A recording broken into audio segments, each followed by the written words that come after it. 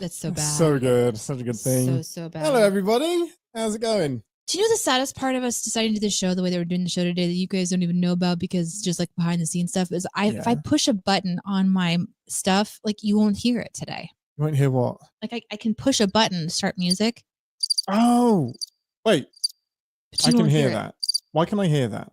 Why can you hear that? Why can I hear that? Ooh, you can hear that. It's through StreamYard. Oh, yes. So I think you can. Okay. Okay. Yeah. Live chat confirmed. Did you hear? Not refresh. Dang it. Did you hear what? Yeah, crickets. It works. Yay! Of course it works. Of course it works. Of course it works. Why would I have ever doubted that it would? Let's have some engine noises in the background. Why can't I hear myself anymore, though? It's weird. Wait, can you not hear yourself now? No. Hi, Wait. Welcome to the show. We're doing. Can you hear yourself now? No, it's just different. Why is it different now? Oh, I just turned it down. Oh, okay. How's that? Is that better? Oh my gosh! Let me know if that's Thank God for you guys, because otherwise, you know. Hey, I've got to be captain of the ship and engineering and comms. Because you decided to do that. Because it makes the edit so much easier when it's all in the one board. Sure does. It sure does. Sarah, it's all about those buttons that you saw last week. Whoa! There we go. Nobody saw this, but she did like a Scotty thing with the dials. Yeah, this is a little cuckoo bananas. That warp thing is like legit. Oh, is it too loud? Yeah. Okay, I can turn that down. Are we starting earlier? Did we start at 1 o'clock? And now we're starting at noon? I don't know. Yeah. So we, wow, battle stations, everyone. Trying to get my numbers sorted. Yes, we were earlier last week. Can we kill the warp? Can we kill the warp core? We started at 1 p.m. last week because we had so much Strange New Worlds to watch. The regular time is going to be 12 p.m. When we go live. That's what we're doing. I wasn't listening to that, but I'm glad you guys were. Good. We are happy to be here with you today. Doing the show, doing the thing. A couple of things we need to talk about right away. Number one is that we have installed lighting that makes it to where Ian can change some colors, and I fully he is already messing. I'm doing it, but you can't really tell. Oh wait, no, it's working. Why isn't it working? Oh no, it is because that's a weird. Hang on a minute. Oh, we got a blue light. That's actually kind of cool. I like that. This is kind of cool. I like this one. Yeah. Okay. It's interesting. We're very simple creatures. Yeah, truly. These light bulbs were like several dollars. They're so cheap, and yet they bring such joy. So we're gonna have that to sort of. Oh, we do. We have a red alert. Yeah, I want. Just as we stop the segment, red alert. We're not actually doing that segment anymore. Oh wait, color. Oh. Anyway, should I move on to the other? No, it's hard to see. Red alert. Hang on. It's very red. There's some like highlights up there, I guess. Yeah. It needs like stronger. It's not super duper red alert. All the alerts. We can do yellow, we can do red, we can do blue, we can do green. That's very red light district. Take it off. Oh my. The other thing that we can quickly devolve into is that Ian has now received something that he's been researching for years. If you're following our personal blog over at Ian and Danae at the patreon.com/Ian and Danae, you'll know this already. Check it out. We have a free tier, and we also have like a founding tier and some audio for you guys to listen to. And then we have a couple like little chats that are open. We're experimenting with like sending pictures and things like that. Wow, this is really interesting. Yeah, because you've gone really orange. It's totally. It's fine. I can, if you like that, I can change my colors. Do you want me to change the colors? It's very blue. It's very blue, isn't it? Anyway, so you'll already know that Ian has decided on his 3D printer. 3D printer, let's go! Flyboy, this is a live show for the visuals. Yes, this is a podcast when we start the. This is what we do. Fair. Yeah. This is very fair. Ian got a 3D printer. Look at the. And this is the very first print. First thing we printed. It's hard to see, but he is so cute. He's got these little articulating little legs and little bottom.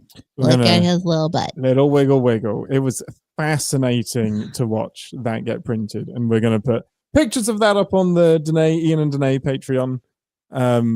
It's pretty cool. It's so freaking cute. This is the live show. That's right. That's right, Sci-Fi Brony. You get. That's why you come here. You come here because there's a visual live show. But if you want us, hi Mochi, if you want us to just start the show, we can, because that's going to come shortly. But then I wouldn't get to tell you about these really cool stones over here.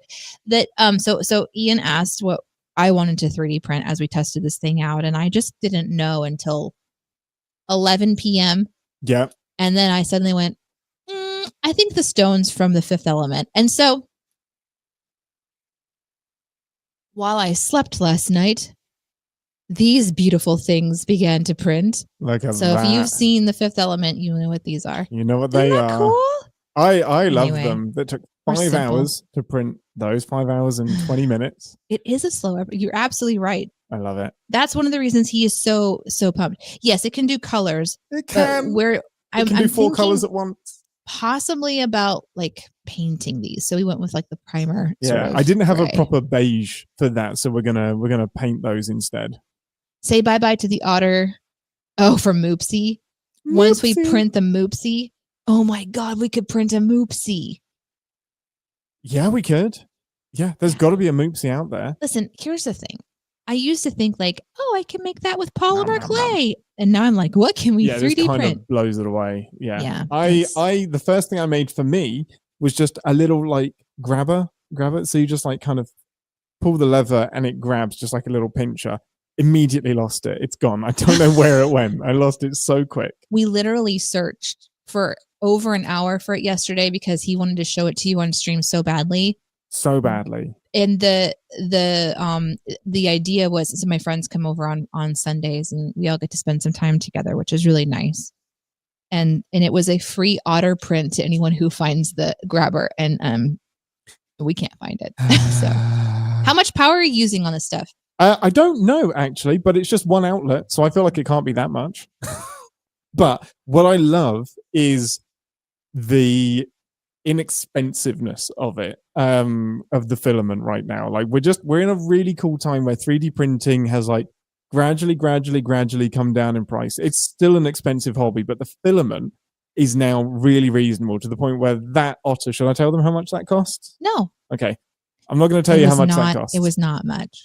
It was very cheap to print that. It was not much. But yeah, if we have to factor in time, and if we have to factor in like, oh yeah, like the cost of the machine itself. The cost of the machine and the electricity. That's an interesting thing to do. It is.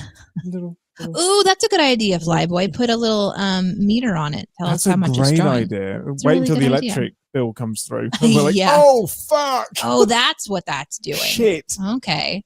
I mean, here we are excited that it's not just like smelling like burning plastic. Yeah, right. Yeah, that's exactly it. What would you want, Sarah? Yeah, Sarah, what do you want? Because this is something we obviously have plans to print the Derper Prize. That's going to be one of the things I'm most excited to experiment with, is how to turn the Derper Prize into a 3D printed object. And then just imagine it, guys. You could have your very own little Derper Prize. Not that you want one, but maybe you need one. You need one. Everybody needs one. You really do. Mark, it's good to see you. Glad that you're back. Don't worry about missing any, because the last 2 was actually one massive episode that was very long. It was a very long day for us. Unless you mean In the Pale Moonlight, which would be the last 2 that we did. Oh, I see. Yeah. Hello, Random Mochi. And there was someone else who jumped in and I don't think we said hello to. Slab was driving and pulled over for the visual stuff. God damn it. I'm sorry. Slab, you legend. Listen, Slab, I'll just send you a picture of the otter, you know? Like, we can just send you a picture. You don't have to pull over and look at his little bitty, adorable face. His little top lip. Oh, hello. Mm-hmm. Hello. Love me. Oh my gosh. Anyway. So cute. Okay. You want one for the Christmas tree? Oh, yes. Oh, Derper promise for the Christmas tree? Done. It is a need, not a want. You're absolutely right. You want a mold of Ian's head and do a Chia Pet thing. We could actually do that. What's a Chia Pet? Chia Pet? Yeah. So this was a very popular commercial. Was it the 60s? Was it the 70s? Was it the 80s? Was it all? I don't remember. I do remember seeing it when I was young. And it's essentially just a terracotta pot in the shape of whatever. I think it was like little creatures at first. And then that you literally just put chia seeds in it and add water. And then the chia seeds grow up like its hair. Got it. Yeah. Got it.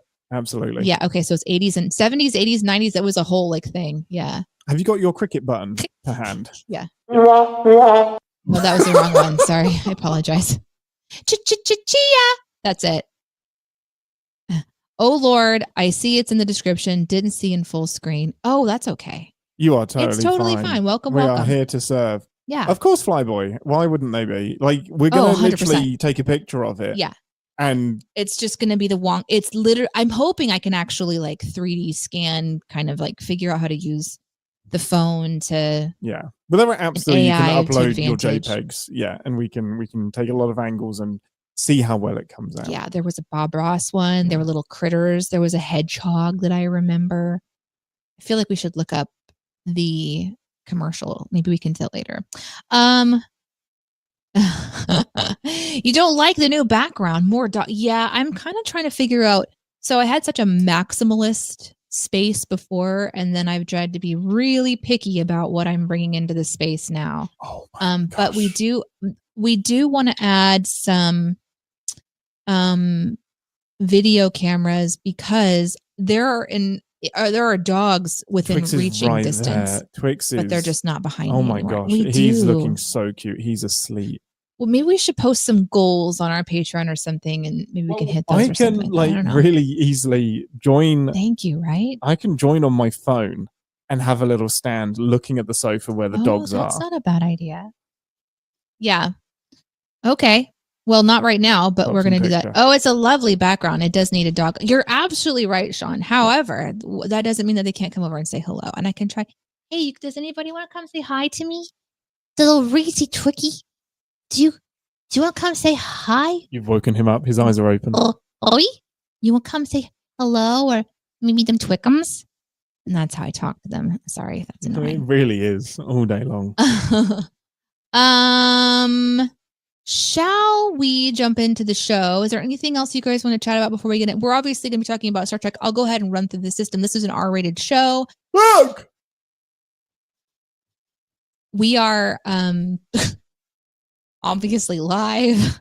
When we're recording the show proper, there is a banner that goes across the bottom of the screen, and there have been a couple of new people joining us lately who are not familiar with our live streaming format.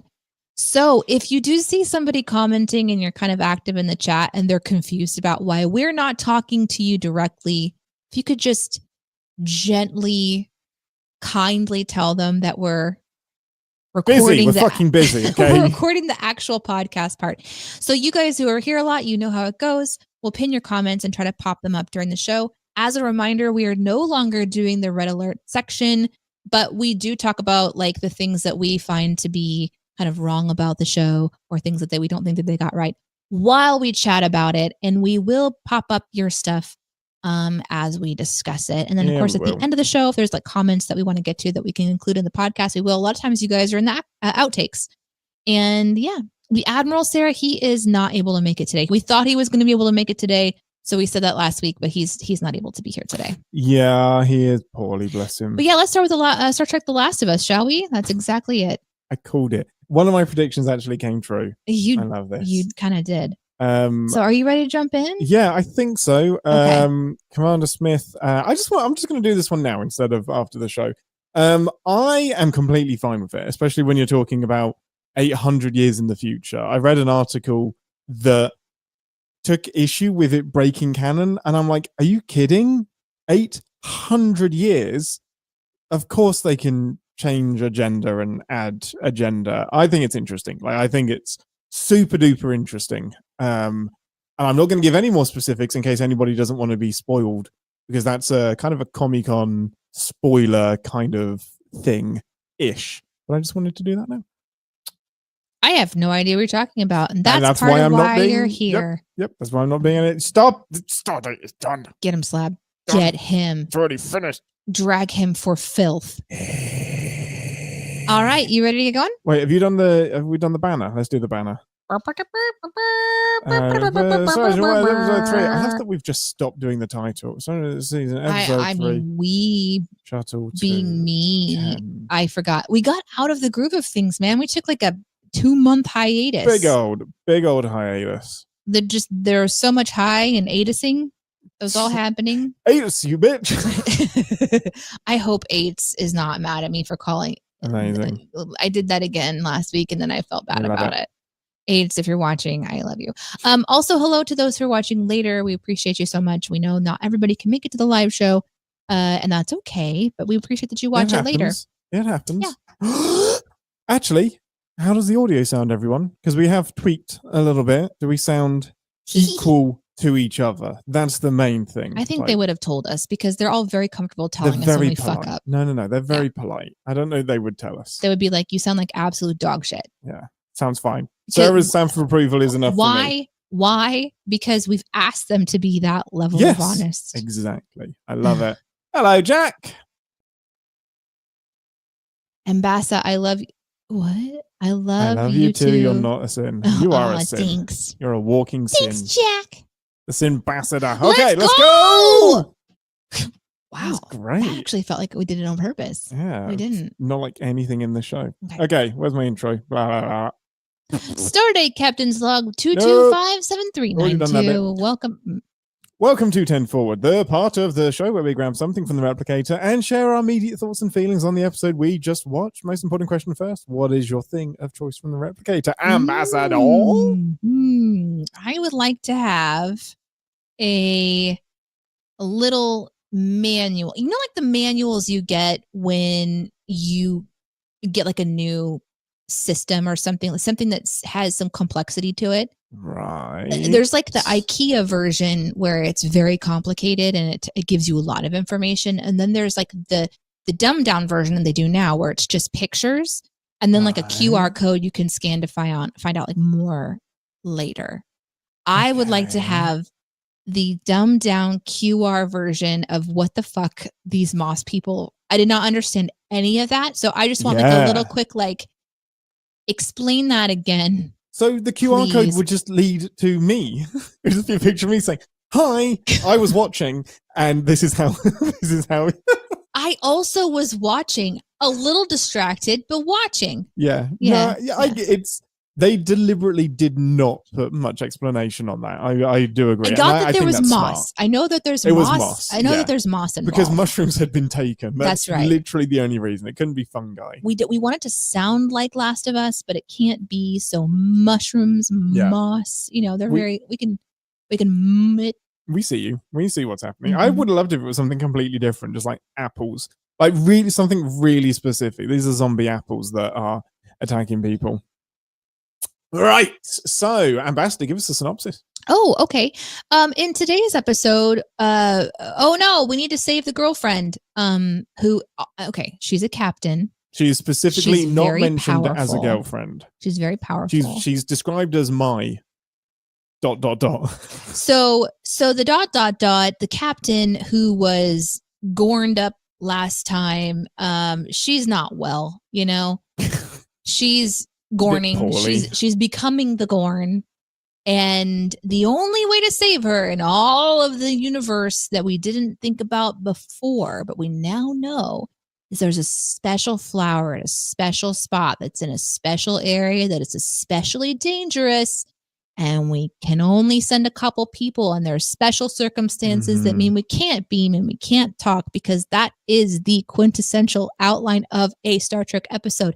I now know this so confidently because I am paying attention. You've seen enough to know. Slightly. You are taking notes. So Pike and M'Benga, best buds, go on a shuttle mission of secrecy into territory that's a big fat no, and they discover some dangers on multiple levels. And it's kind of like the episode that is going to tell you for sure if if he actually Mbenga assassinated somebody, but actually also not tell you 100%. It's going to tell you that the captain girlfriend person, Mary Margaret, you're getting Deborah? there. You're doing great. You're doing worse. You are so Miley. close. Worse than Barbara. Deborah, you didn't say Barbara. You are so close. You are so Missy? close. Worse. Misty. Worse.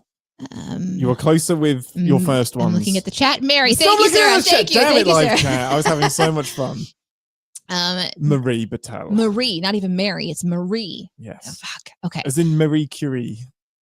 That doesn't help. I don't know. She is going to be well, but maybe not. Also, well, still a little bit nebulous on all of that.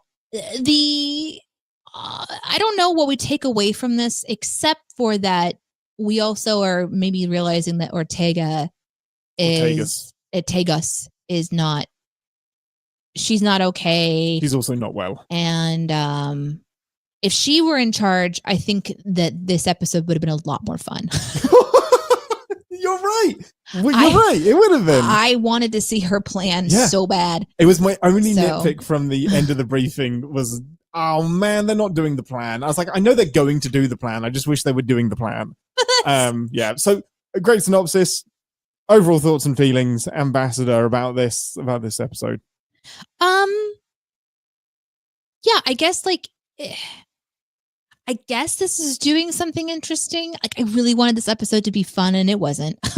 It wasn't. So when we were talking before the episode started, I was like, man, I want to see some comedy. I want to laugh, and that is not what happened. It got serious so fast. It got immediately serious. Your predictions were shuttle, fun adventure, possibly vacation. Yay! But your actual fear was that it was going to be a little bit depressing. And it was not a Ricer vacation holiday episode. This was very much it wasn't a shuttle goes down cliche TNG Star Trek episode. The shuttle didn't survive long, but it did make it to the planet, which is a lot longer than it usually survives. But no, this was a very dour, serious episode on multiple levels. Yeah, it was pretty serious. I think we're needing to move this plot line forward about really wrapping up whether Mbenga did something that he's going to get in trouble for, and he's not. And they kind of wrapped that whole thing up, and we got to see some Klingons, which you wanted. So it wasn't the Klingon episode that maybe you were wanting, but there were Klingons in it. No, this counts. I'm taking this as one of my predictions. It's a full Klingon episode. It is about as much Klingon as you can get in an episode. Like, they mentioned discommendation. Like, that's about as Klingon nerdy as you get. Okay, but when you said you wanted a full Klingon episode, I thought it was going to be 90% Klingon and 10% No, I mean TNG era Klingon episodes. Like, this is an episode about Klingons, and you have the Klingon starship. And it's well then you definitely got your wish, because that was definitely it. There was some highlights to this one. It was a very serious episode. Again, we're kind of figuring out this Mbenga thing, and we're still figuring out this monster within, whatever that, is he actually part Gorn, and he's done this before, and he knows because he took the flower and did the stuff? Who knows? Is that the monster within? He accesses this super, that would be wild. This super, weapon that he has inside of him. And right now he's just no, buddy, you get to stay asleep for now. Well, it's that super soldier serum thing that is suppressed, and that's what he gets to bring out. Yeah. And we also got to see some interesting things, like the battleship. Obviously, you were freaking out. Oh, it's a beautiful D7 battle cruiser. Good. Nice. The stuff that's in space is so pretty. It's so pretty, and it's glorious. That looks. It's just incredible. They haven't touched that design really from the motion picture when we first saw it in 1979, Danae, and it's beautiful. And the torpedo came out of the nose, and it was this physical torpedo that I'm so used to seeing come from the Klingons. It was chef's kiss. Everything in space, stunning, beautiful. Loved it. Yeah, you were very, very happy about that, and that was interesting. We got to see a wacky mind meld where Spock sort of maybe even became a Gorn. Yeah, kind of hacked into the Gorn brain, and the brain kind of hacked back. And he's not quite sure what happened. She's not quite sure what happened. Mm-hmm. But, you know, when love punches you in the face, it breaks all curses. I mean, that's so true words never spoken, Ambassador. Look at that. So that was interesting, you know. Ask me if I liked the episode. But yeah, I think overall I did. I think overall I liked the episode. But here's why. Phaser fire. And what about you though? Did you like the episode? That's exactly why I didn't like. Oh man, that part was so fun. That's the only thing I didn't. Are you kidding? The phaser. I loved it. The only thing I didn't like. Watching them blow up. We saw Klingon crush someone's skull today. Oh no, that was great. I mean, the battle stuff was really fun. I'm getting really specific. Pew, I pew, mean, pew, pew, pew, specifically pew. I don't like. There's the blue line going down and like the red line going, and then it wasn't a line though. It was like a bullet ball, like a little phaser ball thing. I want the phaser lines. It was all that was lighting it up. It was so pretty. I want beams. I want phaser beams, not bullets. I don't want phaser bullets. I'm done with phaser bullets. It's my biggest gripe with the episode, and it won't change. Okay. However, did you like it though? Bloody love this episode. Did you? By all accounts, I should not. Because Star Trek doing zombies on paper, I should be rolling my eyes really hard, and it's also like resolving something that didn't really need to be resolved. I would rather leave the Mbenga thing ambiguous. Like that's much more interesting to me when we don't know that he did it, even though we know we that still he don't did know. It. We know, but we don't. Spelled it out. No, I think they're trying to say that's that, but he still has plausible deniability. Well, he does, but he did it. He absolutely did it. But I loved this episode. Like it's I don't know if it's just my caveman brain, but it had exactly the B plot that I wanted. As soon as they left on the shuttle and we had some scenes on the Enterprise, I was like, they're going nose to nose with a Klingon battle cruiser. Like that is happening.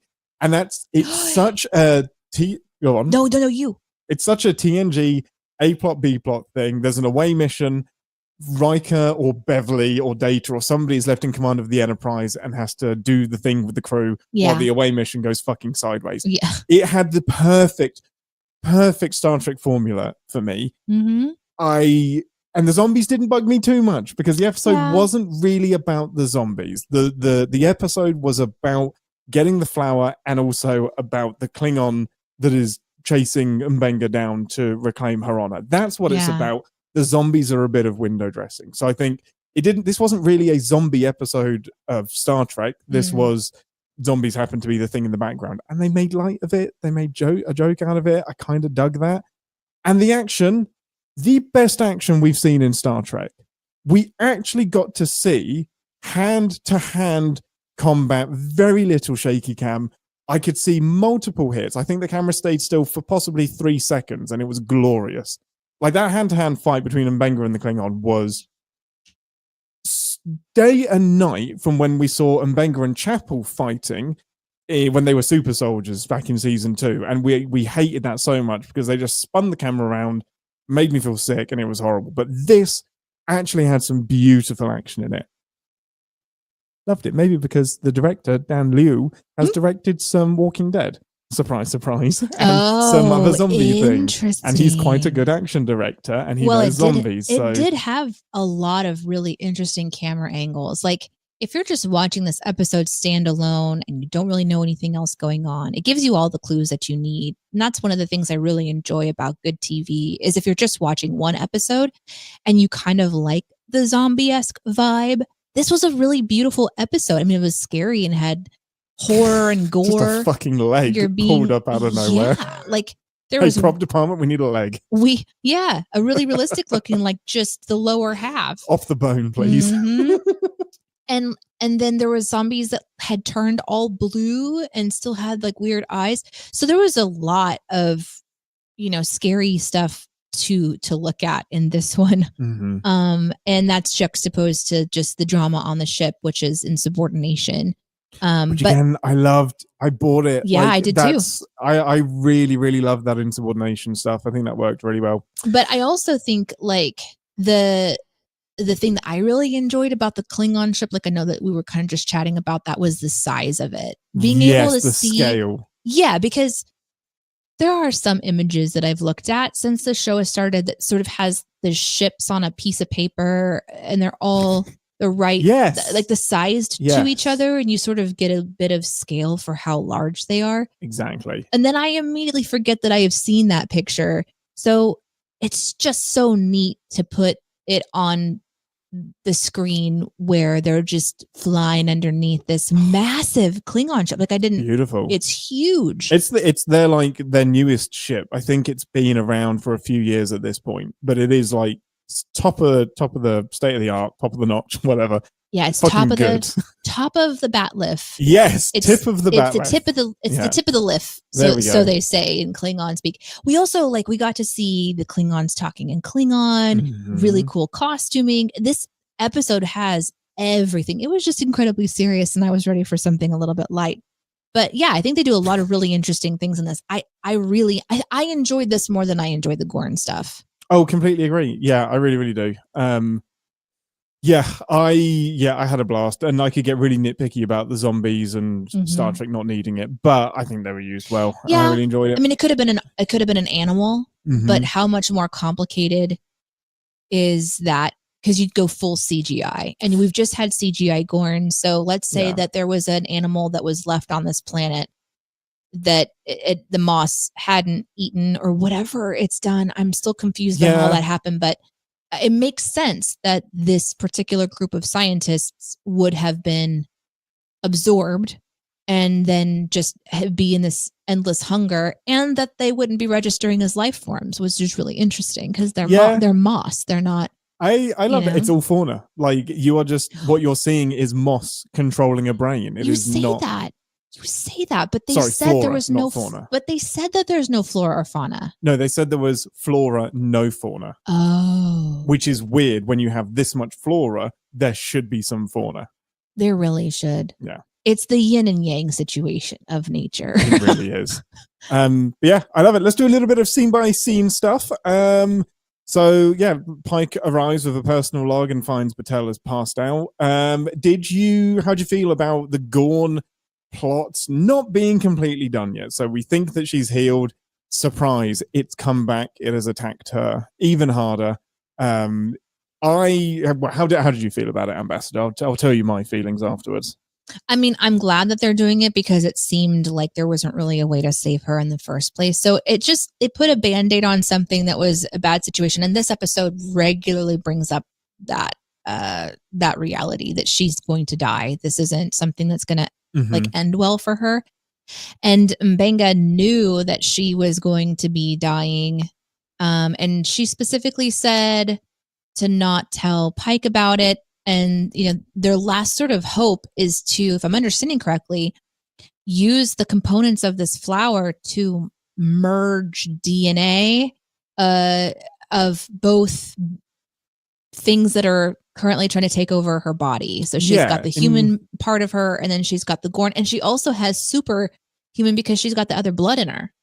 Yeah, instead of trying to kill the Gorn and take it out, it is give it a home and incorporate it and manage those symptoms as they appear. So I like that, and I agree. It gives some more weight to Batel survives this. Yes. There are consequences to this. You don't just get to walk away from this Gorn infestation thing. Yeah. So I like that. I'm just done with the Gorn, Danae. I'm done. The more it happens, the more I'm done with it. I just don't like them as a series villain. I'm done. Let's move on. Very personal. I'm not going to be objective about that. I think it's an interesting thing to choose to give her this arc because, maybe it leads to something that they're going to explore, later on about the DNA. I just thought of something. Do it. What if, oh my God. What if they're trying to explain the future when the Gorn look more human? I think that's absolutely... If that's true, my brain just broke. I mean, just think about it. That is something that they like, why are they giving Batel so much? What if that's it? Oh my God. What if she becomes more Gorny and she actually... What if that's it? No way. I mean, there's no... I mean... Because this character... and this is not meant to be a negative thing about Patel. I love seeing a powerful woman. We have many of them, though, on screen that I'm more invested in at this point. We're in season 3. I'm invested in the other, like the characters I already know, and they're giving so much time to this character, and I'm just like, yeah, where's why? our crew? Yeah, where is our crew? Yeah. So I don't know. Maybe it's not anything, but it would be interesting if they're trying to explain something, and this merger of all of it together, like, okay, the human blood couldn't take the Gorn blood, but then when you mix it with, number 2's blood, then you mix in this flour, then all of a sudden it becomes this sort of like species soup that means that she will live, but it doesn't. We don't know what she's going to be. I'm if that you've I'm in a feedback loop now. That's kind of crazy. I don't like it. I now, as much as I've said I don't like that the Gorn look different, I don't like this explanation for why they don't. This is going back to like they did this with Enterprise. So it was the reason the Klingons in the original series look like humans is because they got merged with augmented human DNA. So it would be using that exact same logic to explain the Gorn from TOS as well. That's a wild mistake to repeat. But okay. But if that's true, then it just further compounds the whole Kirk and everybody don't really know what the Gorn are. And then it's like, oh, yeah, I remember that Gorn. It's a fucking human Gorn hybrid. I know. But then there would be like, I don't know, maybe she goes off and she has like Gorn babies. Maybe like part of that's her... what it would be. It would end up being a subspecies that they should be really fucking familiar with. But no, not if she's been like in isolation. But it's like 5 years. Hiding away. 5-6 years from now. That's all the time that's been. What if she dies giving childbirth to the Gorn that Kirk fights? Well, because then, oh my God. Yeah, because when that Gorn turns up, it would be like, oh, this makes so much sense now. That's what happened to Patel. And especially Spock. Spock would be like, hey, Pike buddy, got some answers for you. Yeah, exactly. Anyway, I'm sorry to derail us, but all of a sudden it just kind of came to me that maybe that's a possibility. But like we talked about, we watch the show, we do like making our own episodes as we go along. It just should be a new segment, yeah. But the Patel thing is something that I guess needs to happen. Did I need to go back to it? Like, would I have bought that Patel would have survived based on what's already happened with her? And yes, because you just buy what you're told. So if they had said last episode, hey, we fed the little Gorn babies, they're living inside of her, everything is A-okay. As long as they're satiated, they're not coming out. And that's just her life is like, every night, if you have a whole bunch of baby goats, you got to go out and feed them. She's just like strapping herself up to some milking machine or something. Just like a metaphor, feeding the Gorn inside you. But yeah, I mean, I am kind of glad, I guess, that we're going a little bit deeper into it. They didn't spend a ton of time, although the episode is entirely related to her survival. Mm-hmm. They didn't spend a ton of time like getting too deep into it. Yeah. They had to do some things to explain it, but I really feel like they tried to merge the Patel stuff with some Klingon stuff. Yeah. And I didn't mind it too much because watching M'Benga and Pike, was really interesting to me. Mm-hmm. M'Benga's a really fascinating character to me. Completely agree. I love the time he got in this episode. Yeah, like the haunted doctor. He has some incredible lines in this. But truly great lines. To go, back into the Patel stuff. Yeah, I think it's like not surprising. And yeah, we'll see what happens. Yeah, I think as a segue, it works fine. We need to get them to the planet. We need it to be a reason. It can't just be, oh no, Spock stubbed his why did I pick Spock for such a hard sentence? Spock stubbed his toe. Shit, we have to get this plant from Kenfori. Mm-hmm. I get it. Fine. Get the convenient Chimera plant. All of they got through that setup in about 3.5 minutes because it was like, don't look behind the curtain. It's fine. We know this is ridiculous. Let's just go and get the plant. And of course we haven't. I don't know if the Enterprise under Pike has ever had an on the books mission. I think so far we're exclusively off the books missions. No mission has ever been on book or an actual task that's been given to them by Starfleet. Yeah. So yeah, it's an off the books mission. They fly off. They have a bit of what's his name? And M'Benga and Pike have a bit of banter on the shuttle. They conveniently only have to go to a research facility instead of the mining facility. You predicted mines, and then Mbenga's like, there should be mines all around here. Like, technically, you got another prediction right. Wrong type of mine. If we're doing the clam hair, we're doing the mines. Yeah, we are. And then kind of the next action that happens is really they get to the facility, they find that the researchers have been researching some stuff with this special plant. There are mask protocols in place. Oh, this was just very buggy. Why didn't you put the fucking masks on to begin with? I think that's why are you waiting until he's on top of the plant before you say, hey, buddy, mask up? It's wild how much you see in content that these are things that should have been discussed on the ride in. You should be in spacesuits. You're on it. You should be in quarantine suits. And Mbenga chooses that moment to say, by the way, if you touch this thing, it's highly fucking toxic. Like, the exposition happening in the moment is just such a huge... Yeah. It happens so much. It really, really should have, yeah. Instead of talking about cigars in the shuttle, do you want to maybe give him a heads up that he shouldn't touch the poison ivy? Yeah. But yes, And it's a bandana. Like, I thought it was a bandana. Maybe it's a special bandana? It is, of course. Okay. Yeah, I think it's just really flexible and meant to like form to your face. But it looked like you were just bringing out a bandana. I kind of love the idea that one of the things you get to do when you join the starship is you get to pick out the pattern for your special face bandana. Yeah, you do. Here you go. Like, okay, so Mbenga has chose this interesting reddish kind of black colored one with some like symbolism on there. And then I'm just going to go with like a flower pattern or something. Yes. And everyone has their own little special thing. It's not an issued bandana. It's the only bit of personality you get to have because everyone's in uniform. And the only thing that makes you different from the person beside you is if they're in a different like group, like they're an engineer and you're not or something. And then just your face. That's it. Do you know what Spock's would be? Oh, let me guess. Okay, hold on.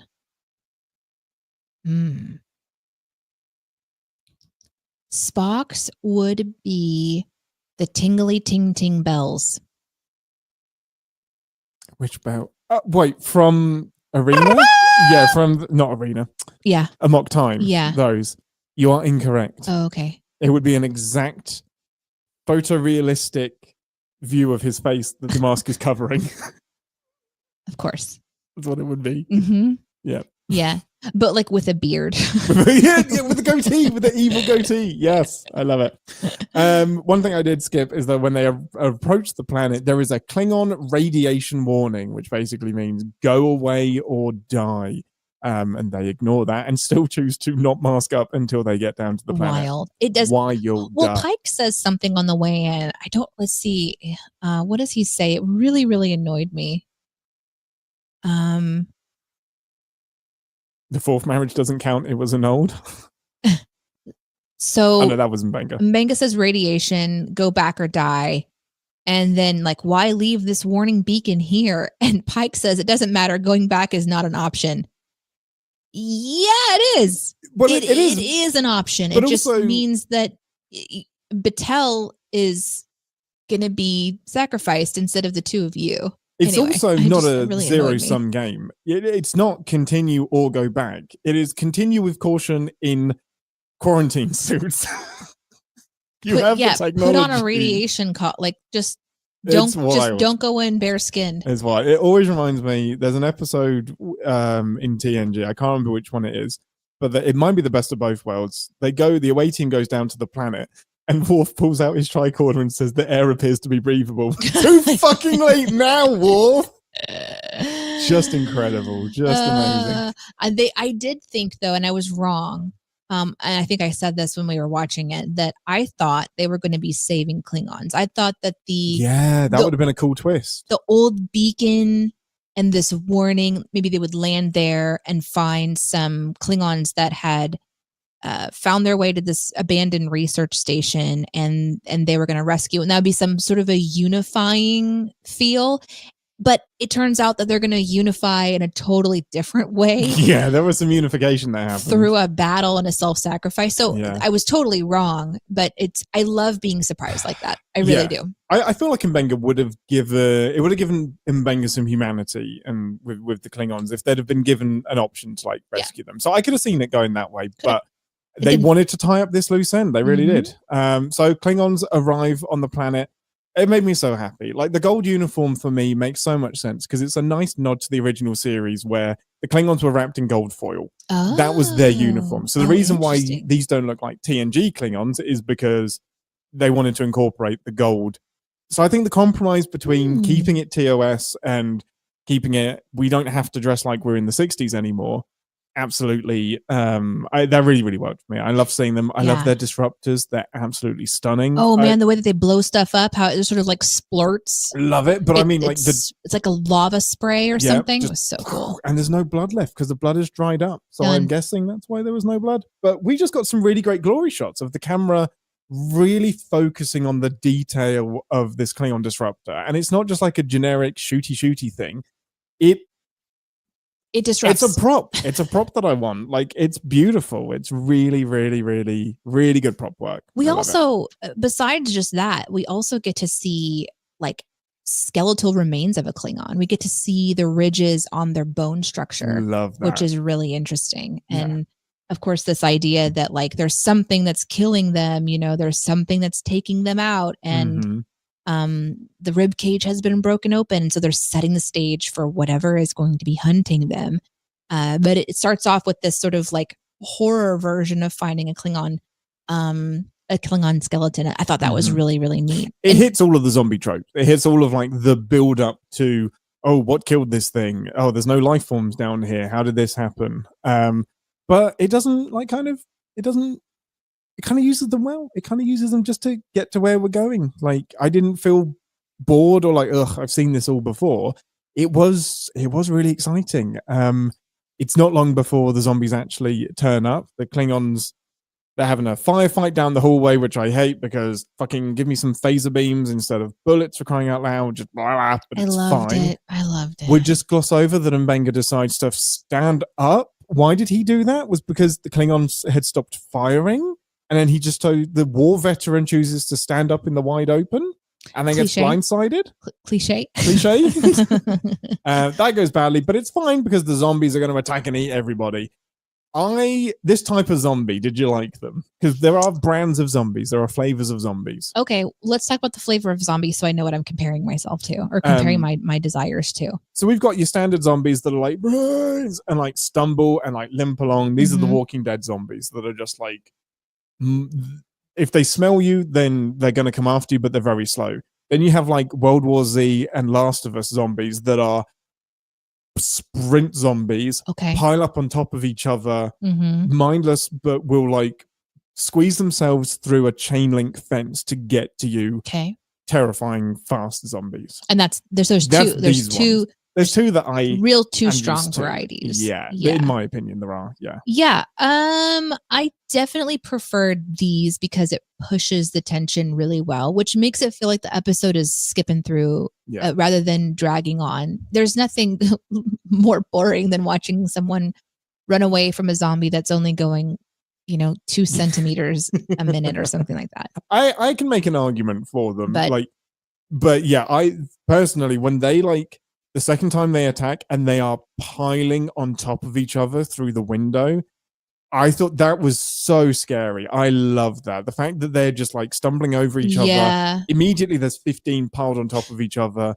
That's some scary shit. Flyboy mentions sentient zombies from iZombie. So that's interesting. Oh, that's true. Yes. I just find myself just now realizing though that I feel like I accept these zombies because of Last of Us. Where I feel like, I understand. They're just like a mushroom person. And so they're driven by this. Yeah, I guess that makes sense. That does a lot of work, doesn't it? And I, think mushrooms are this untapped alien on our planet already. Yes. Whereas moss, I feel is just like grass. Yeah. And so if you're listening, moss, I don't mean to offend you. Thank you for giving me something else to fear. in the house. So let's talk about this now.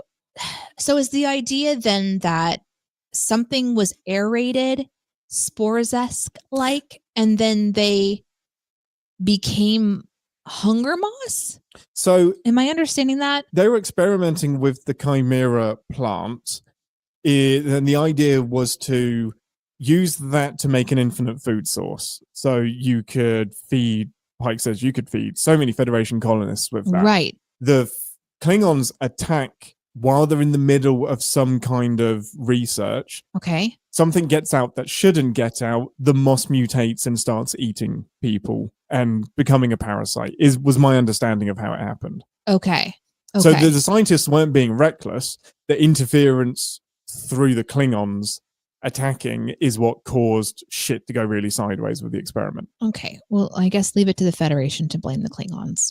Yeah, right. It's like, that seems like propaganda to me, Pike. So something chimera cliche Sarah mentions in the chat. That sounds about it. So yeah, not the first time we've heard of a chimera virus. It was sort of just an accidental evolution of the moss that then ate them, and then they have eternal hunger. Yeah, they lay dormant until some other stimulus came along. Okay. Like the plot. Very Last of Us then. It's extremely Last of Us, yeah. I kind of want to... It kind of links into Pike saying zombies, and Benger's like, don't use that. I was like, zombies. Sounds like the Z word to me. Did that work for you? Did you like that? Yeah. Other than them saying, hey, do you remember The Last of Us that was out in like 2000? That show? This 2020 show that was pretty cool? Yeah. So because we have... And sorry to pause. I'm just trying to figure out how to gather my words here, but them alone in this place without Klingon presence means that they would be using their experience to figure out how to use the old ventilation system to release some sort of a thing and end this endless hunger situation happening here. Like, they would have to come up with a solution, but truly they should be dead. There's the only reason that they're alive is that the Klingons were hunting them, and they just happened to be, in the right place at the right time in a wrong situation. Yes, exactly. Because the non-zombie zombies they broke through what I assume to be a very strong plate window, and then the only thing between them and the zombs for a little bit was just some metal mesh as they got into the thing. So to me, I'm watching it just going, I'm not really invested because they're not going to kill these two characters. So we know they're going to get out. And I just, of course. So that's what hung lower from me was, and not in like the fruit is low way. Like, it just sort of was like, I checked out a bit. The bare minimum was done with the zombie part. And I think that's what I'm seeing as a positive, because it was just used as a bit of a threat. We didn't spend too much time with it. So I think that ended up working for me, because I don't know how they would actually do a zombie episode of Star Trek. Lower Decks has already done it, kind of. But yeah, but I can see what you mean about it being very surface level. There's an element that you just kind of check out. Like last week I checked out when I felt like Spock was in a dream. Yeah. And then none of that episode matters, whereas this, nothing matters. So they very cleverly bring back in this Klingon moment, which I am a bit invested in because they're a unique race. This is an interesting time in history where there's more tension. M'Benga obviously has I want more Klingon. A lot more like war trauma going on. Yeah. And I'm really fascinated by the Klingons' honor culture. Like, it's part of what I like the most about some of the Lower Decks episodes that we watched, where they're like kind of getting more into that lore. We need to do a TNG Klingon honor series. You'll love the shit out of that. I love that they didn't reinvent something either. They used a very familiar Klingon honor system in this episode as well, which is very satisfying. We will get to that eventually. Yeah. So the only reason that the zombie stuff works is it's a tension builder, and it's like moving the plot very quickly to where it needs to be. Like, how do we isolate our main characters with this Avenger Klingon that's, wants to confront them in an arena type vibe, and but it could have been bats. It could have been anything. It could have been they fell in a hole, Yeah. There's so many things. And instead they're like, hey, we're going to hire a bunch of fucking extras because we haven't done full zombies in Star Trek. So let's fucking go. And you know what? There was a lot of play. I love that. I kind of like to see the writers play. I mean, and you got the right man to do it. You got somebody with zombie experience. When you've written so much and you're just kind of like putting things out there, you're going to try to hit some big themes to see if new people would come in and be like, hey, you want to try out our sci-fi show? And so I'm not going to be mad that they're going to throw some zombies out because there's some body gore going on here. There's some that curb stomp. It was like a melon, man. Head was beautiful. Holy shit. Me, is that Star Trek? Let's go. Like that was juicy. And it was right there. And they didn't shy away from it. You watched the whole thing happen. It wasn't. Let's go, baby.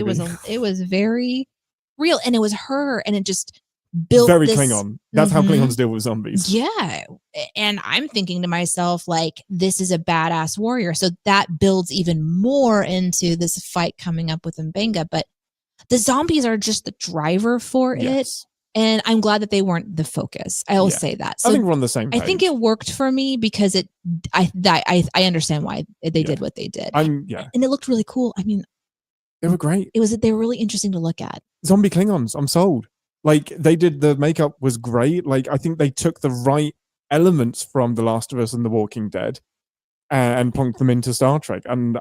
But what I was gonna say, I was gonna moan. I wrote a little moan down, which was, we already have zombies. It's the Borg.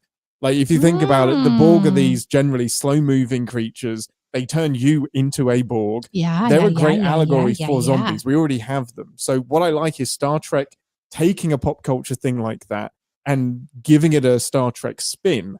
So you don't really call the Borg zombies, but it's what they are. So when you go and actually literally bring zombies in, I'm like, oh, okay. But I'm okay with it. I don't know.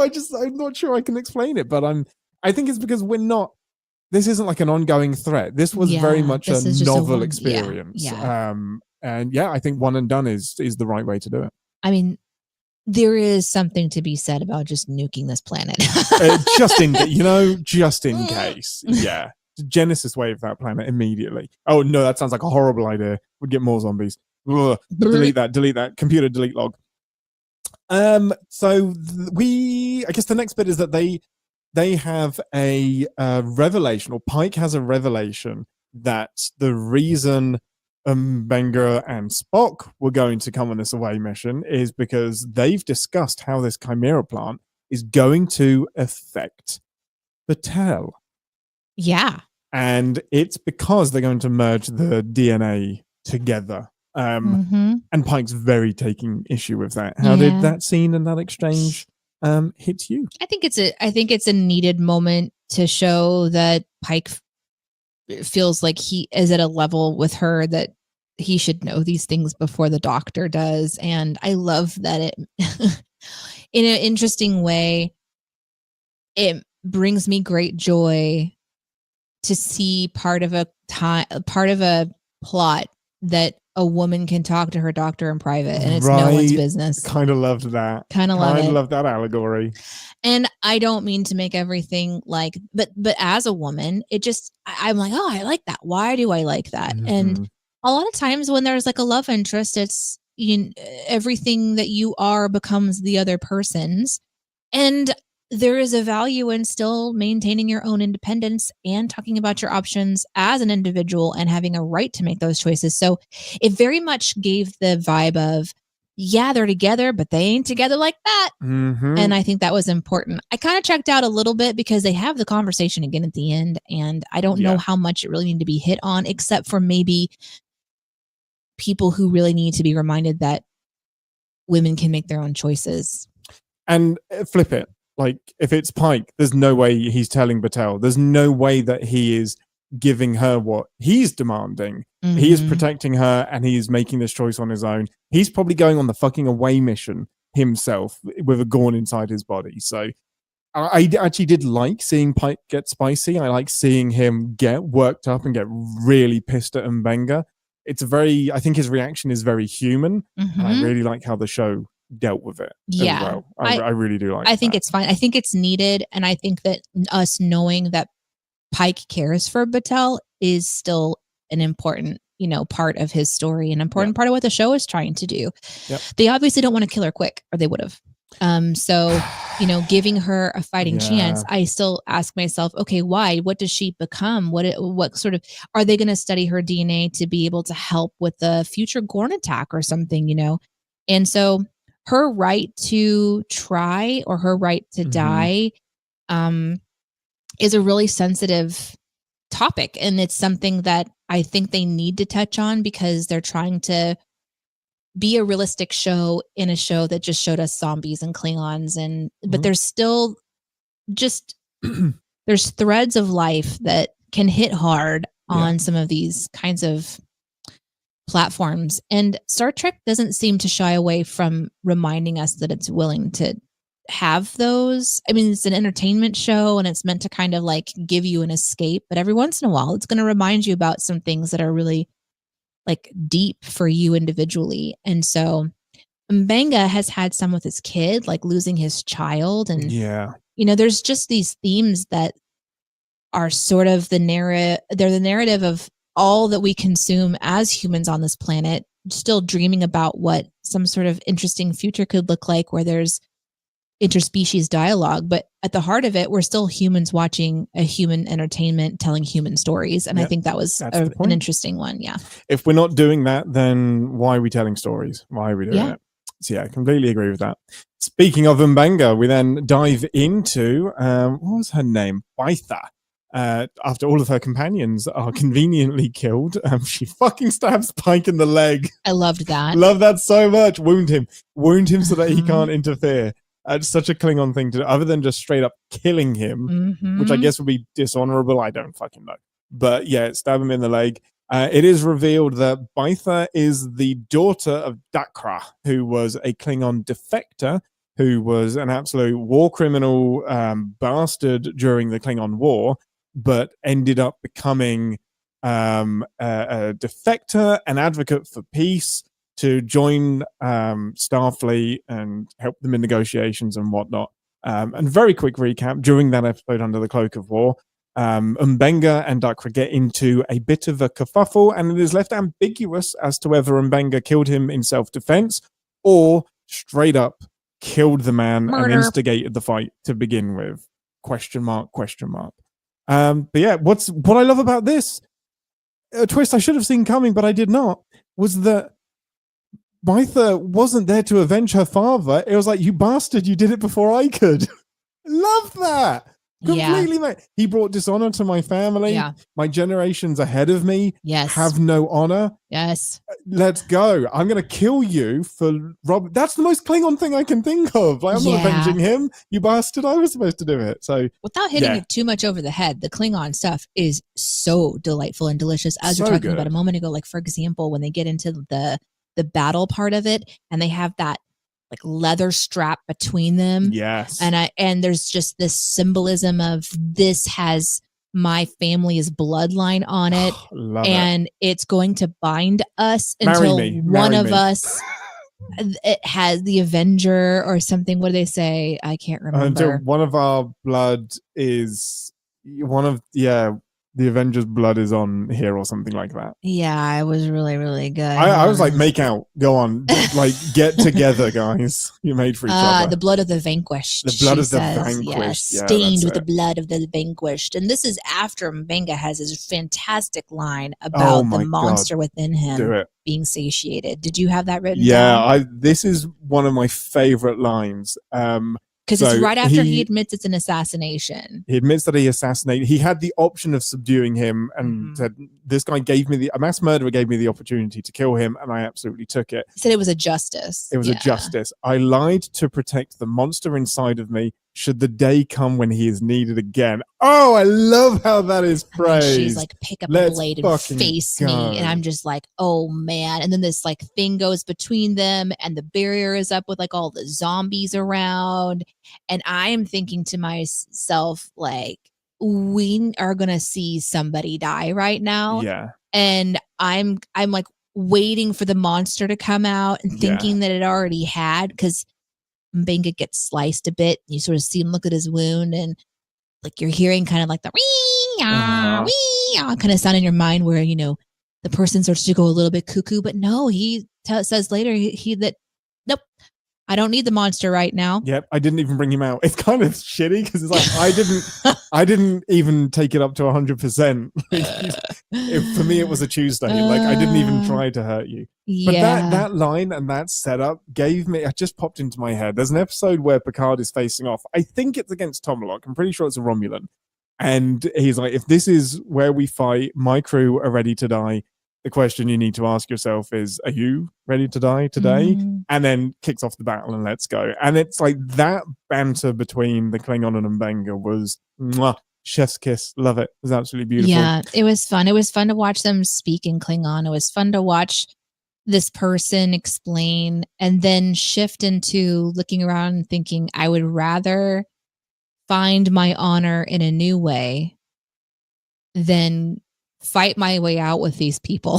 Yes, exactly. Because this is the part that I'm thankful that the writers find a way to remind us that Klingons are so different than we are. Yes. You know, that the word honor and how they honor each other and their traditions and everything is so intense that in my head, it's like, oh, Mbenga stopped himself from killing her. She's either going to attack him again, which would be dishonorable. But then that would be dishonorable. And instead, she's like, well, fuck, that's over. What are my next options? And she's calculating, you know, and she's just looking around going, yep, I'm going to die by zombie because then at least I know I died honorably. Yeah, I'm taking the high road. I died in battle. Like the bare minimum you want as a Klingon is to die in battle. That's it. And so bring out the fucking metal whip that looks like, I'm pretty sure is a spinal column that she's encased in metal. And what a metal Klingon way to go. It's so, and Mbenga's respect for that as well. Pike's like, yeah, no one's going to know. Who fucking cares? And Mbenga's just like, she knows, I know. Tovokor will find you. Like, go and enjoy Tovokor and go live your life in Valhalla. Yeah, love it. It was a really interesting sort of scene. Yeah, and as we mentioned, the choke on me, you filthy toes. She says, "Great choke on me," because she knows she's going to get eaten. Oh, yeah, so good. Yep. Yeah, I love all of that. As obviously, I had to give a recap. As the scene was playing out, did you remember that? Because it is a callback to an episode that's now 2 years behind us, I think. Did that lose any impact? Like, what are we talking about? Sorry, so no, I don't know. So the fact, the episode that we're talking about, that where Mbenga kills her father. Ah, yes. So the fact that we're tying into that, without me explaining it, did they do enough basically to fill in the gaps and remind you of what was happening? I didn't really need it because I had totally forgotten. The previously on section shows us some of that scene. Yes, a little bit, yeah. And I have no memory of this place. Like, so I'm like, okay, I guess that happened. I even wondered if I maybe missed that episode somehow. Maybe somebody was guesting that week and I didn't watch the episode, because I don't recall. Mm-hmm. But it kind of doesn't matter, as I said earlier, when the writers can do a standalone episode that is still tied into the greater lore, but can also stand alone. So with the context clues, I easily picked it up. And again, I really like that it's not about like, oh, you killed my father, I've come for revenge, prepare to die Inigo Montoya style. This is like, you have stolen my honor and I'm going to take it back from you in blood. My name is Baitha. And you killed my father. Yeah. Prepare to die. Yes. But because I need the honor, I need the blood that's inside of you, the is flowing, and Mbenga's so annoyed. Yeah. It's just like, really? That's so stupid. Yeah. Come on. So, yeah. No, I love the way they handled it, and the mention of discommendation. So this is what Worf goes through in TNG, for various reasons that we will get to in the future. So, and actually, a callback to a Klingon process, a Klingon tradition that your Trek nerds are going to be very familiar with, and seeing it in action again. It was great. Instead of like coming up with something completely new, it's this thing we're very familiar with, and just like more embedding of Klingon lore. I love it. Love that so much. Well, that happens. They get beamed up. So let's get back to the Enterprise, where basically Ortegas is getting very, very spicy. Yeah, she has a hunch and detects the Klingon battle cruiser. Creates a bit of a meeting where they have to decide, do we snail crawl to rescue them because they've missed the rendezvous and take 4 to 6 hours? Or Ortegas' bonkers plan, supported and endorsed by Montgomery Scott, and number 1 chooses to take the safer route. How did you like Ortegas speaking up, getting very belligerent and disobey? I forgot you were supposed to talk nice and in order, because until they started being like, "Oh, she was a little hit to hot, wasn't she?" I was like, "What? Wait, was she?" Because I think I kind of forgot how those conversations are supposed to go. You've been watching Lower Decks and Deep Space Lower Nine Decks too much. a little too much, yeah. Because the sassy sort of approach, or the directness, for me, it's like I like being able to listen to someone's passionate disapproval of someone else and kind of go, that's just how they communicate. And like, so it didn't really phase me too much. She was annoyed that her way wasn't the way that was chosen.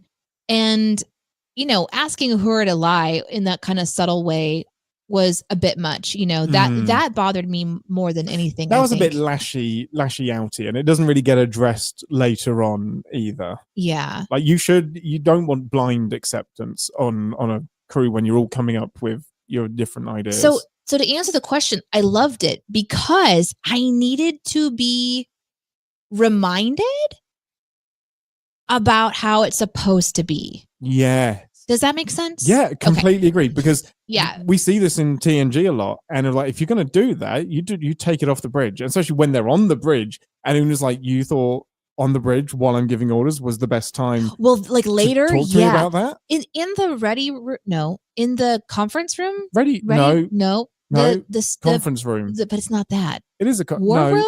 Damn it! Stop saying words. Called? Stop saying words. The room. Stop saying words. The computer room. Observation lounge. That's right. No, that wasn't the observation lounge. Isn't that like where you like sit and like you sort of like drink a cocktail and you lounge? No, that's 10 forward. Fucking, there is no 10 forward. On the Enterprise, there is no 10 forward. That's a lie. And it's now I need a minute. When I need a break, just give me a second.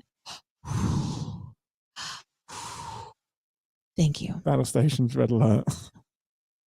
So what's it called again?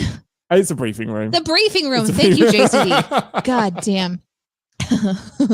So if they didn't do that, I think I would have forgotten how it is supposed to be. Do you know what I mean? Yes. Yeah, exactly. Yeah. And the chain of command. Yeah. It's the chain that I beat you with until you follow my command. Well, I think it's an interesting part of so okay. Sorry, I'm kind of like in a lot of places, but on a show like this, we get to see them in all these different places of the ship, and in different places and at different times, they're going to interact with each other in different ways. Yes. And so like last episode, it was we're all getting married and celebrating in this delusion. And so there wasn't really rank and command. And the one before that, it's like we're in the middle of a battle and everyone's definitely trying to survive. So they're all locked in. This one all of a sudden reminds us that when these things kind of happen, like how are we going to go rescue our guys? Everybody put your, ideas into the middle. I forgot that there might be a better way to do it. That scene in the ready room or wherever they were was like a good slap in the face. Like, welcome back to work, Danae. You can't talk like that or whatever. This is the military.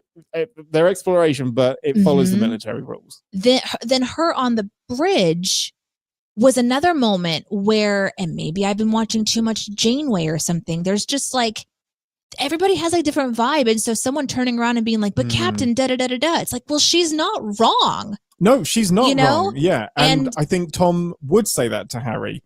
And Chakotay is always back chatting to Janeway. So, but Picard, there is much more. I cannot imagine either of the people in those front two seats, Geordi, Data, whoever else happens to be there, turning around and saying that to Picard.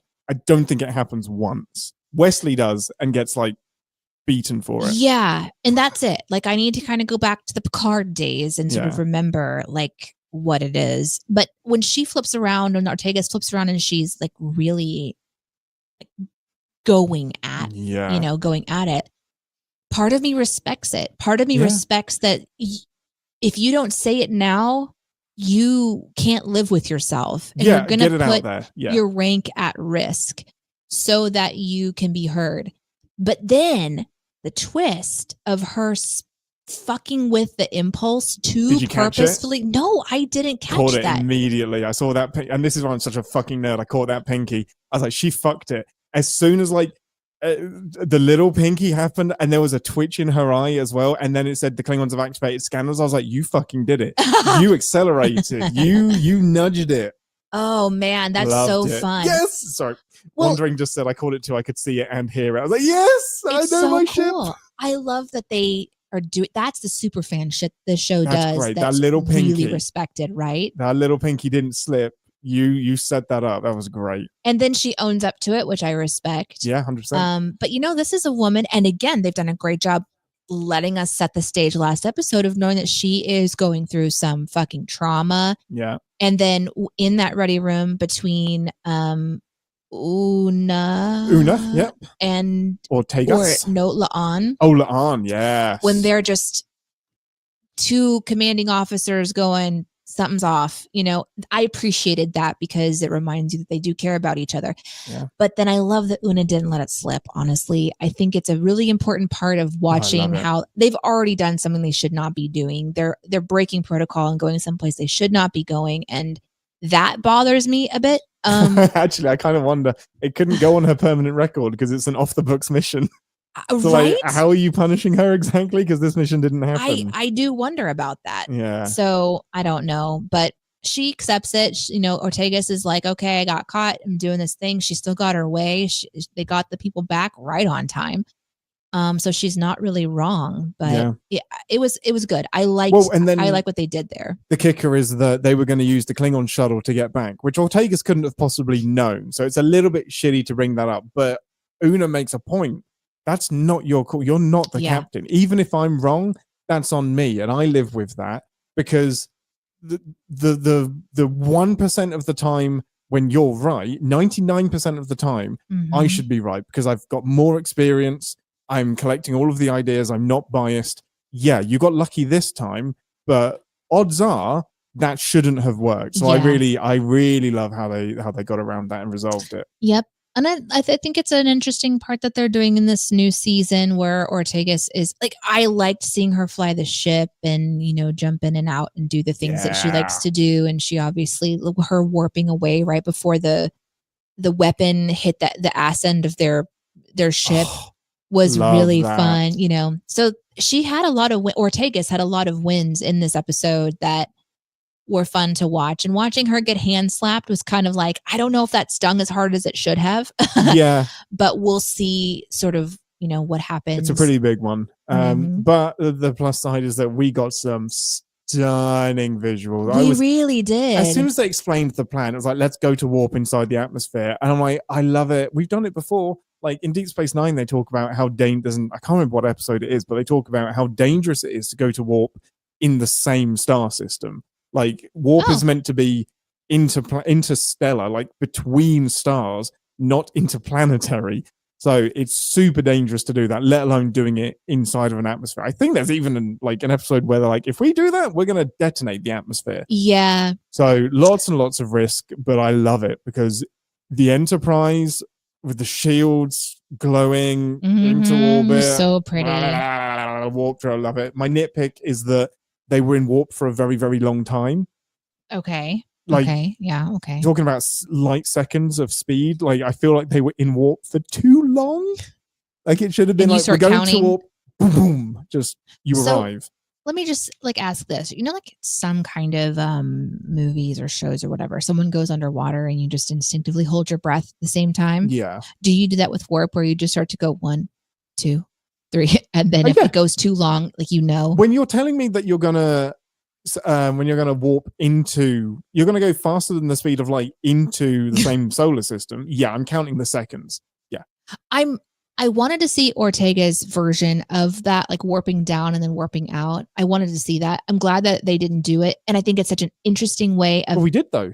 Did they do that? That was the plan. Yeah. Okay. So because I couldn't tell if we went to that plan or we went to a different plan. No, we did that plan. It was because So it she was did like, okay, you're up, Ortega. It's like, we're doing your plan. So She when they forced her said hand you're into up, it. I thought that there was like, get us out of here. No, this was do your plan because Scotty is ready Gotcha. to do the transporting as soon as he's out of warp. And that's why he was floating, is because they were warping? No, because they were in the lower atmosphere and the systems were going haywire, and it's fun to see people float. Yeah. Okay. You got to use those rigs while you've still got them. Yeah. I didn't understand a word Scotty said, by the way. I struggled. That's all I have to say about Scotty in this episode. it was something. Oh, you volunteered for this, laddie. Now you've got to deliver it. I didn't. Something. I didn't terrible hear Scottish. anything he had. And I'm so sorry. I wish I did. He needs subtitles. The only thing I think we haven't talked about, if you're ready to move on, yes, is the Spock mind meld thing. Yeah, that was cool. So it was, but the chat did say something, and I'm going to try to find it while I'm chatting. But the chat did say something that I had a question about. Besides it being kind of scary looking with the Gorn like kind of coming through the body or like trying to break through, I thought that visually it looked cool. And then he starts screaming because he was in a lot of pain, which was really intense. But CMDR Smith says the mind meld shouldn't have given him infrared vision. That's a physical change. So is that like part of the canon of the mind meld, that it kind of like merges memories and emotions and sort of, because he went in thinking he was going to essentially assist her to learn how to manage the pain. Yeah. I thought. And then he like inadvertently just took on the pain. Well, no, I think he was supposed to take on some of the pain, because the mind meld words, let's get super nerdy now, is my mind to your mind. Shit, now I can't remember the words. Our minds are one, whatever it is. So our minds become one. So it is a literally merging of minds. So Vulcans are very, very good at pain management. So he is trying to give that to her. And instead of saying, this is how you do it, I'm going to mind meld and just give it to you. But you're now opening some floodgates, which allows things to flush into Spock as well. So it's just as risky for the Vulcan doing it. So yeah, he got some Gorn in him. Not permanently, but just experientially. Okay. So the infrared thing, is that just sort of a hallucination, we think? Yeah, I think it's a shared mindscape, and it's his brain's way of interpreting the signals that are being sent to him. Like there is a Gorn bios, there is a Gorn mind life form that is interacting with the mind meld as well, because it's so entwined with Patel. It was my interpretation. Yeah, we'll see. There's chat that this means that we're definitely not done with the Gorn stuff. I can see it being some kind of infection that Spock now has. Yeah. Ew, I don't like that. I don't like that. I don't like that either. But I do like that we know Spock survives. Well, that would literally mean anyone he mind melds with, if they have a cold, he gets the cold. No, not exactly. This is a bit special. This is a bit unique. I mean, if Star Trek wanted to do that, they would do it. Yeah, I get it. I'm sure there are mind meld STDs or STIs that travel around. Sarah says that there was something special in the meld to mind your mind one breath between us. So maybe there was like a little extra heat on that mind meld, a little extra spice. Yeah, or maybe it was the opposite. Maybe it was more channeled. Maybe it was more specific to pain management instead of I'm going to read all of your thoughts and whatnot. Okay, interesting. Yeah. I do like seeing Vulcan shit. That was fun. Yeah, he punched that nurse across the room. It was like, so yeah, I sometimes forget you have super strength. At the risk of making everyone who listens to this feel uncomfortable, and I do hope that I can get over my obsession with Spock soon. because it is a little distracting. And but I'm going to say this. I was jealous of the way he touched her face.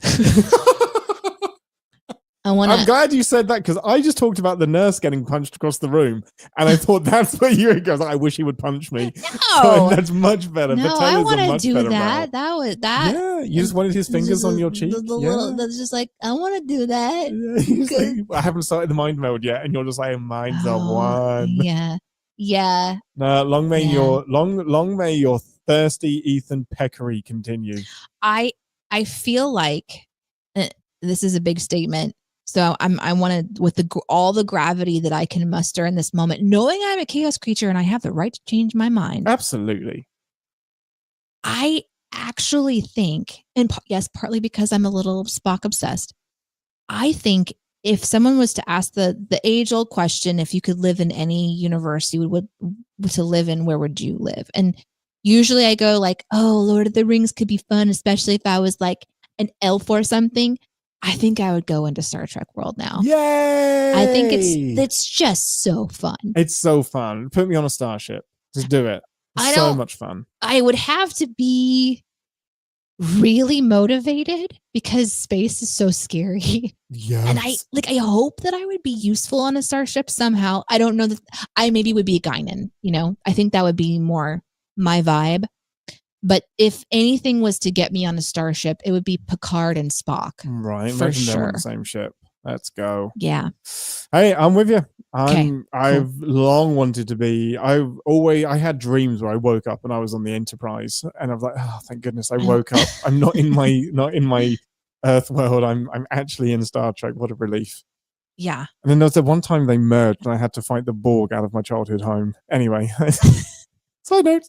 Anything else before we move on? Move on to the emails. No. Are we pipping now or pipping later? Yeah. Let's do some pips. Well, pips and predictions, I guess. We got a Klingon episode. I think we did that at the top, didn't we? Yeah, we definitely talked about. We hit some this episode for sure. Yeah. Yeah. Pips. How many pips are you gonna give it? I think I'm going to give it 4 pips. It was really fun. Nice. Yeah. I really had a good time with this one. And I really enjoyed seeing the people that were left on the Enterprise kind of fill in those leadership roles. That was fun. Yeah. I'm with you. But I'm giving it a 3. Yeah. Why are you giving it a 3? I'm giving it a 3 mainly because of... I think... This is going to sound a bit harsh, but it's still kind of forgettable. Like, I had a really good time. Okay, but it was a very inconsequential episode. Like, yes, there's the ongoing arc of Patel and whatnot, but in terms of like what was Star Trek trying to say here, and what was the philosophical point that they're trying to make, or what is the allegory we're going for, this was a popcorn episode. So it's not gonna get a 4 for me, because it's not doing, I think, the deep work that Star Trek does. However, it is an episode I can see myself revisiting, which is such a rarity for me with modern Star Trek. So 3.5. I'd probably say 3.5. Like I really love this episode. I really did. Yeah, I'll come down to 3.5 too, because I do think like, what will I remember?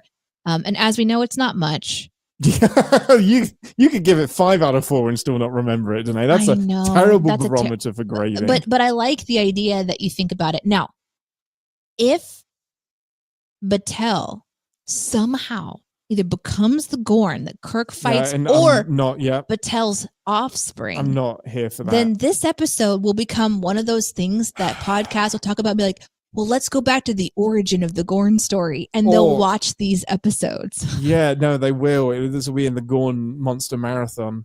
It absolutely will. Okay. We've got time for some emails.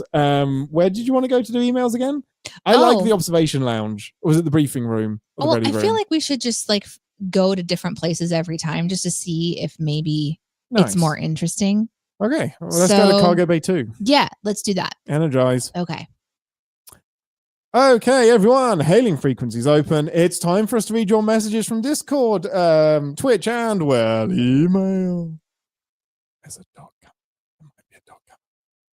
Wait, no, not a dog. It's a kitty bird. It's a kitty bird. Pause the show, everybody, for Cat. Is Cat pause the show? Pause. Cat, pause. There's a good chance this cat is going to walk across the screen.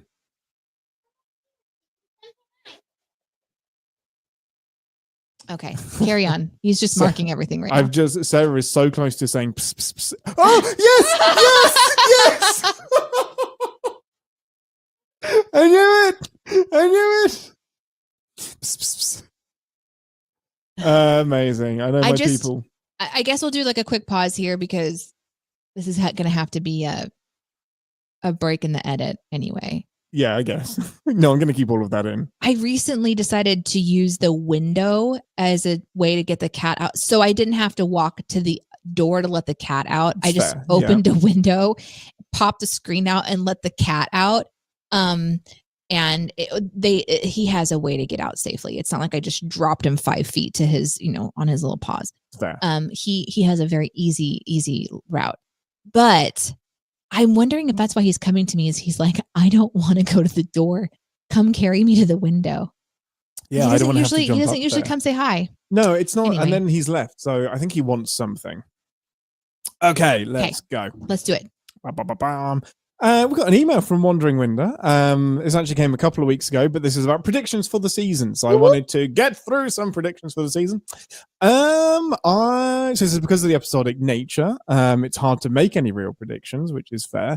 But I hope that there will be less relationship drama. This one seems like a real hope, not like actually going to happen. And also that we'll get more stories about Una that aren't about her being genetically engineered. I love that. I mean, give me more. Una might be the single most underused character, I think, on the ship now. It was going to be Ortegas, but I do think it's Una now. And also, blah, blah, blah, da, da, da. Oh, yeah, and Mitchell, the ops officer, who we occasionally get some cutaways to her as well. She was featured more heavily in the first episode of the season.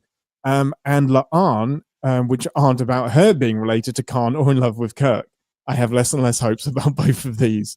And final prediction, which is sure to be true, the theme song will continue to slap hard. I think you've already lost all of those predictions so far, Wandering. Sorry about that. Here's mine. This is from Slab in the live chat.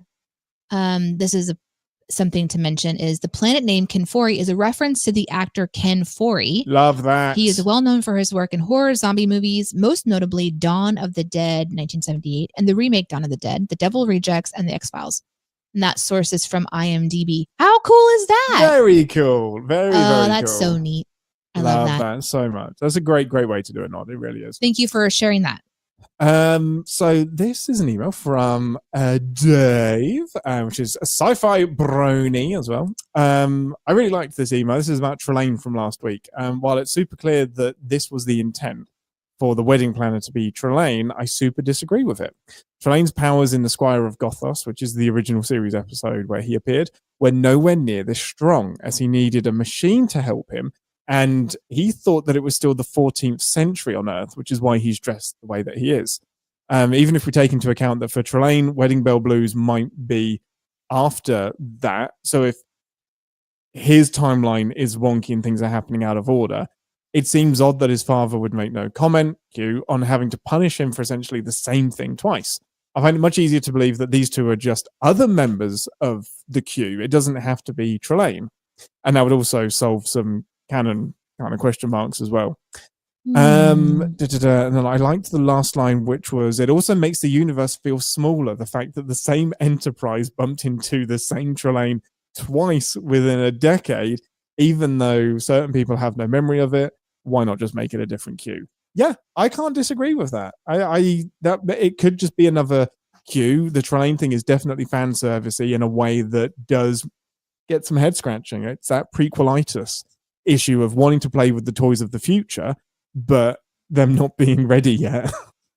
Yeah, I guess I can see that. I guess I don't mind it as much because if there is a really powerful being and they just kind of get obsessed with that one ship and they just want to go fuck with it, I can kind of see that. I get that with Q, but with Trelane, the second time they go to him, they go to his planet. Oh, by mistake. Okay. They don't know who's going to be there. Yeah, that's. But Trelane is okay. on a planet. Yeah. And the Enterprise arrives. Yeah.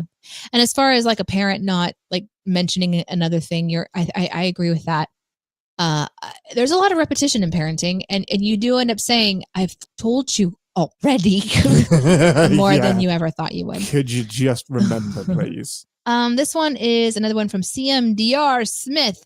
As I'm sitting here thinking about the Klingons, their hair grows really, really fast, which means Worf in TNG was purposefully maintaining that Bob/Page Boy haircut like weekly. Great point. Just That's something to think about. Great point. He chose that. That was by choice. Decision. That's very interesting. Mm-hmm. Love that. I have got. How many more are we gonna do? I've got two more. One from. I mean, there's loads more, but time is a thing. This is one from Emmanuel via email. Hey guys, this is Emmanuel. Glad you guys are back reviewing Strange New Worlds. I enjoyed the episode far more than episode 2 because it actually had stakes, but still a lot of sins. We're getting deep into some lore. Full disclosure, I haven't read this one yet, so if there's anything sweary in it, here we go. I didn't want to be spoiled. You don't want to bleep episode. As you go? You don't want to bleep on the fly? Yeah, do it. Bleep me on the fly. Bleep.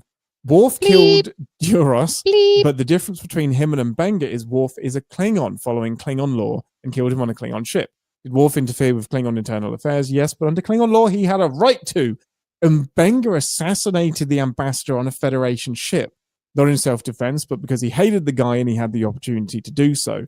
So I think the idea is this really like sacrificing, is any of this justified? Like, is killing Mbenga really going to restore her honor as she really thinks that it does? So yeah, I think that's a really interesting point. Let's some semantics in there. Is this just an act of desperation, or are we? I guess the Klingons are entertaining the actions of humans when it doesn't feel very Klingon to say, okay, you killed that human, you can have your honor back. Like maybe this is just a desperate swing for her. Interesting.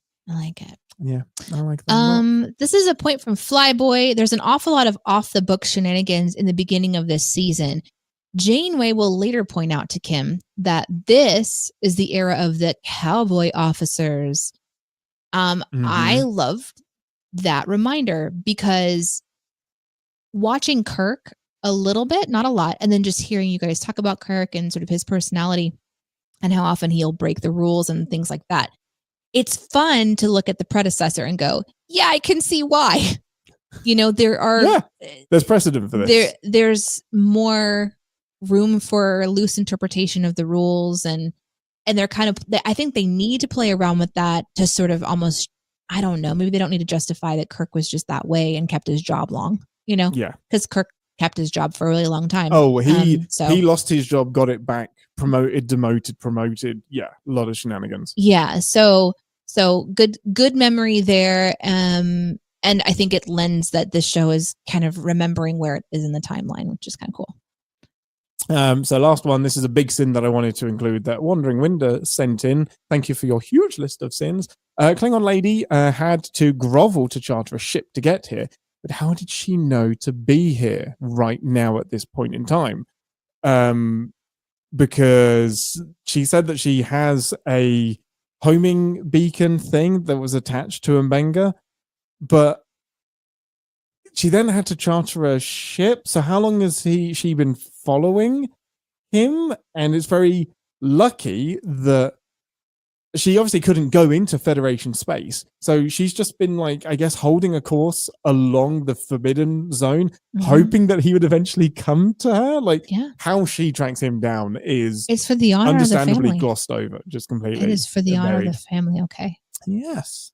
Well, thank you for your emails, everybody. Keep them coming in. captainspod@cinemasins.com, discord.gg/ wait. Yeah, discord.gg. Yep, that's /cinemasins. That's the one. Good game. And feel free to join us in the live show to submit your sins and comments and join our lovely group of people in the live show on Twitch and YouTube. Ambassador, next week's episode, I cannot wait for you to hear the title of this. Okay. Next week's episode is A Space Adventure Hour.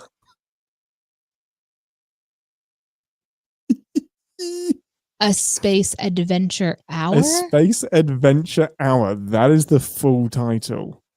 Let's go. This is going to be a silly one. It has to be. Has to be. Like, this is going to be something utterly stupid. Space Adventure Hour. I mean, swing for the fences. If you're going to invite zombies in, you might as well enter into some portal and turn into hamsters. Yeah, I'm thinking WandaVision. I'm thinking this is going to go through different. Oh yeah, because it has TV. that vibe. Yeah, it has that vibe. Oh, wait, what if they go back to that God planet or the time planet where they just like jump in and then they fuck with something and then they jump out or something? Portal on the Edge of Forever tomorrow, whenever it was. And they go through and they're like, "Hello, my baby." You know, they have to like perform on some sort of stage or something. Tunes. Yeah. It's a Broadway. They here we go. It's all on stage. This entire episode is on stage. This is it. Yeah. Okay. No, I get the feeling it's like a TV special. Feel like that adventure hour thing. Like I'm thinking maybe it's going to be, I think we'd know if it was an animated episode, but they're going to change the format is my theory. I mean, it sounds like the opportunity to do it. Yep. Well, we will see you next week for our coverage of that episode. Join us live on Monday. What's the date? Because we're changing months. So Monday the 4th at 12 p.m. Central Time. If you want to watch the live recording of the show. But until then, Ambassador, anything you want to plug before we depart?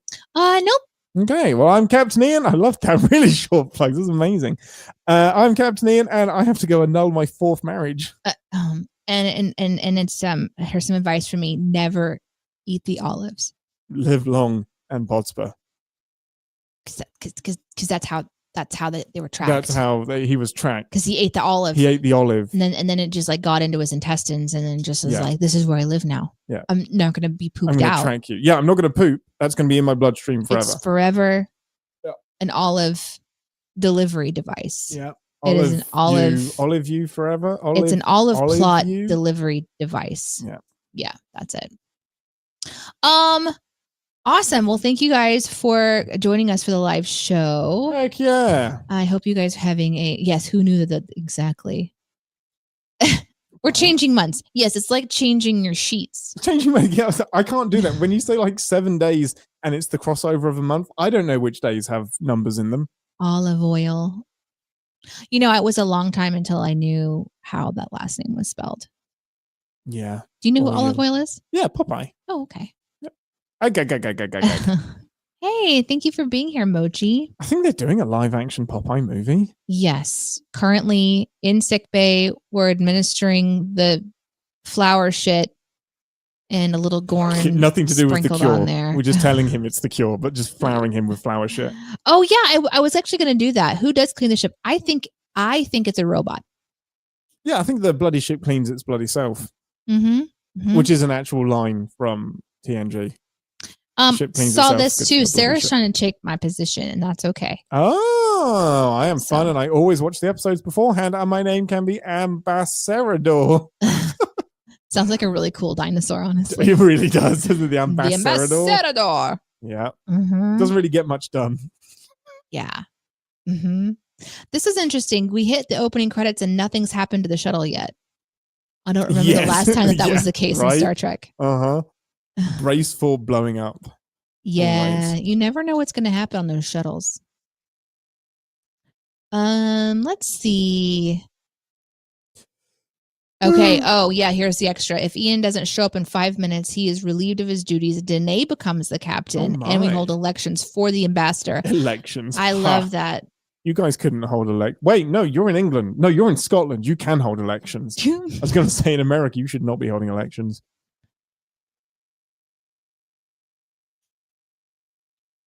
Anyway, moving on. And the part with Joseph having to confront the daughter of the ambassador is exactly what I wanted. The thread of his daughter-to-be, getting to see it now just works so great for me. I agree. I kind of would have been happy to leave it ambiguous, but I also like that they resolved it. Somebody got the that you laughed at the Princess Bride situation. So the answer is yes. Ian has finally seen the Princess Bride. We watched the Princess Bride. We got to watch it with Aaron. Was it a month ago or something? It was my welcome back movie night. Yeah. I think we need to do the Fifth Element next, though. A little refresher on that. No, I would love that. We do want to do some movie. Light. I like this comment too, Flyboy. Ortega's good luck ritual displaying the dichotomy of a pilot's logical thinking and technical knowledge and the superstition. Love that. Yeah. Love that. And Flyboy would know. Flyboy would know. Thus the name. Flyboy. That's it. I think I got through almost all. I know we. Yeah, I think that's fine. We got it. Yeah. We're back up. Who wants ice cream? Me. I want some warp engine noise, but the ambassador has banned me. Anyway. Okay, we're going to go over favorite ice cream. If you're still in the chat, feel free to mention your favorite ice cream just because Sarah wants to know. Yeah. Mine, I had a pecan praline ice cream when I was pregnant with Iris. I remembered being told that when you're pregnant, sometimes your body just decides that it's different and you're suddenly not allergic to things that you were once allergic to, or your hair curls when it's usually straight, just like something about you shifts and changes. And so I decided to risk it since I get really bad tummy aches from ice cream. And I went and I got some Brahms, like I think it was a pecan praline. I didn't know what, I was like, well, that sounds yummy. And it was so good. And I just waited, like hoping that I didn't just hurt myself, and it didn't hurt. And then I got another bowl of ice cream the next week, and I was like, oh my God, I get to eat ice cream. And it was so yummy. And then I went into labor. So it was right at the end of the pregnancy. I forgot about the thing to try out until right before I had Iris. You got a couple of good bowls. And I will never forget those 2 bowls of ice cream because they were so good. Nice. But I used to also like mint chocolate chip before I realized I was lactose intolerant. And it was a good pain, you know? Yeah, Brahms, exactly, Slam.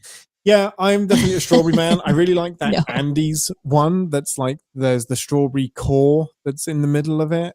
And what's the concrete thing that you have over here? Is it an ice cream concrete? Yeah. That's friggin' delicious. The place you're talking about does frozen yogurt. Oh. Like a froyo, which is different from ice cream. Oh, okay. I don't really like ice cream. Yeah. Yeah. Actually, I don't. I'm not a fan of it. Really? Rocky Road's fine. Yeah, I mean, just chocolate. I'm not a big fan of chocolate either. That's exactly it. Yeah, Andy's frozen custard's yummy. Give me frozen custard. Yeah, frozen custard is the stuff. Yeah. That's me. Yeah, I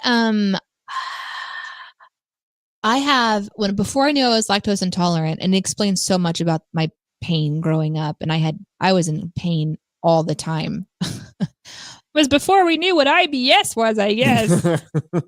We used to go to Dairy Queen, and they have these little tiny, ice cream cones, but then they dip just like a vanilla into something, and then it solidifies on the top. And that butterscotch flavoring on the top was like, oh, so good. The stuff. I just need to go dip a spoon in it and then let it cool and then just eat that. Which, you know what? I could just go get butterscotch morsels and do the same Butterscotch thing. Is great. So good. Do you ever try non-dairy ice cream, like some alternatives? Yeah. Yes, it's very expensive. But yeah, I have. It crumbles. It's not like a creamy feeling. There was this little bit more crumbly, but it was still really, really good. And I cherished it a lot until Iris got a hold of it, and she was just like, this is awesome. And I said, go for it. She finished it off. Oh, and you never got any more. I didn't get any more. Yeah, I forget, honestly, because I have spent most of my life, my adult life, I should say, not eating ice cream. Once I left my parents' house and stopped having cereal every morning for breakfast, I was like, man, I feel so much better. Oh, it's rough. So yeah. Now we just feed you it via milk, via Do tea. They?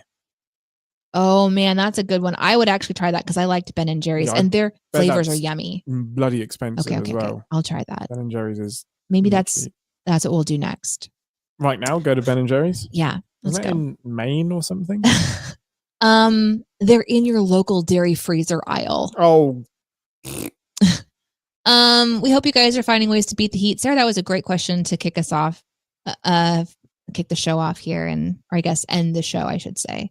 So as Ian said, we'll see you guys next week. If you want to join us anywhere else, you're welcome to, and we will see you next time. Yeah, we will. Love you guys. Bye. Space Adventure Hour. It's like our show. Yeah. Wait. Am I ending the stream? No? Should I do that? Yeah. I think I should probably do